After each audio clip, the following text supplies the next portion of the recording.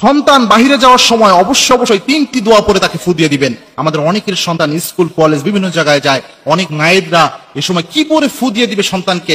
বাহিরের হাজার বালা মুসিবত, রোড ঘাটে অনেক সময় অ্যাক্সিডেন্ট হয়, এগুলো থেকে নিরাপত্তার জন্য সন্তানকে কি পরে ফু দিবে এটা অনেকেই জানে না। অবশ্যই তিনটি পরে সূরা পরে সন্তানকে ফু দিয়ে দিবেন, তিনটি দোয়া পরে। এই তিনটি দোয়া রাসূল সাল্লাল্লাহু আলাইহি ওয়াসাল্লাম নিজে প্রেসক্রাইব করেছেন এবং অত্যন্ত অথেন্টিক হাদিস, সহিহ হাদিসের মাধ্যমে এই তিনটি দোয়া প্রমাণিত। রাসূল সাল্লাল্লাহু আলাইহি ওয়াসাল্লাম, সাহাবে একরাম এই তিনটি আমল করতেন। প্রথম যে দোয়াটা রয়েছে এটা তিরমিজিতে হাদিস এসেছে, রাসূল সাল্লাল্লাহু আলাইহি ওয়াসাল্লাম নিজে বলেছেন।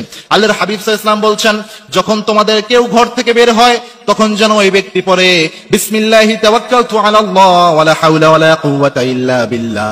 এই দোয়া পড়ে যেন নিজের মধ্যে ফু দেয়। এটা যদি পড়তে পারে ওই ব্যক্তিকে আল্লাহ নিজে হেফাজত করে দেয়। সুবহানাল্লাহ। কোন ব্যক্তি যদি ঘর থেকে বের হওয়ার সময় এই দোয়াটা পড়তে পারে, বিসমিল্লাহি তাওয়াক্কালতু আলাল্লাহ ওয়ালা হাওলা ওয়ালা কুওয়াতা ইল্লা বিল্লাহ, এটা পড়ে নিজের শরীরে ফু দিয়ে দিতে পারে, ওই ব্যক্তিকে আল্লাহ রাব্বুল আলামিন নিজ দায়িত্বে হেফাজত করে। নাম্বার 2 হচ্ছে, যেটা খুবই গুরুত্বপূর্ণ বিষয়, সেটা হচ্ছে আয়াতুল কুরসি। ওটা কোরআনে আল্লাহ রাব্বুল আলামিন যত আয়াত দিয়েছেন এই সব আয়াতের মধ্যে সবচেয়ে প্রেস্টিজিয়াস যে আয়াতটা, সেটার নাম হচ্ছে আয়াতুল কুরসি। আল্লাহর হাবিব সাল্লাল্লাহু আলাইহি ওয়াসাল্লাম নিজে বলেছেন, আয়াতুল কুরসি যদি কোনো ব্যক্তি পাঠ করে, সকাল বেলায় কোনো ব্যক্তি আয়াতুল কুরসি পাঠ করলে আল্লাহ রাব্বুল আলামিন ওই ব্যক্তির জন্য স্পেশাল ফেরেশতা নিয়োগ করেন।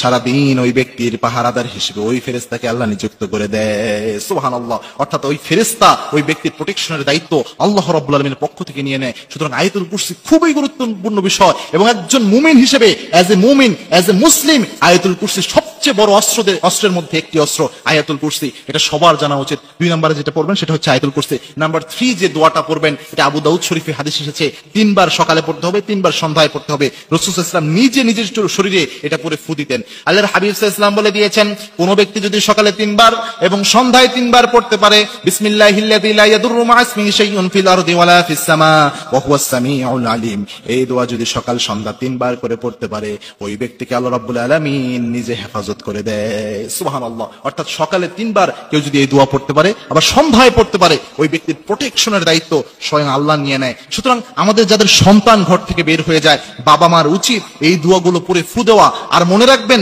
সন্তানের জন্য পৃথিবীতে সবচেয়ে কবুল হয় যে ফু, সেটা হচ্ছে বাবা মায়ের ফু। কোন মা যদি তার সন্তানের জন্য ফু দেয়, এই ফু সরাসরি আরশে আজিমে গিয়ে পৌঁছে যায়। সুতরাং বিষ্ণু ইসলাম নিজেও বলেছেন, 3 ব্যক্তির দোয়া আল্লাহ রাব্বুল আলামিন কখনো ফিরিয়ে দেন না। তার মধ্যে এক ব্যক্তি হচ্ছে সন্তানের জন্য কোনো মা বাবা যদি দোয়া করে, আল্লাহ রাব্বুল আলামিন সেই দোয়া ফিরিয়ে দেয় না। সুতরাং আমাদের মায়েদের উচিত, সন্তানকে যখনই ঘর থেকে বের করা হয়, অর্থাৎ বিভিন্ন প্রতিষ্ঠানে বের করার জন্য অথবা খেলার জন্য যখন সন্তান ঘর থেকে বের হয়ে যাচ্ছে, এই হাজার বালা মুসিবত থেকে সন্তানকে হেফাজতের জন্য এই 3টি দোয়া পরে ফু দেওয়া। এই 3টি দোয়া আপনারা চাইলে হিসনুল মুসলিম একটি অ্যাপ রয়েছে বা এক বই রয়েছে, এখানে আপনারা পেয়ে যাবেন।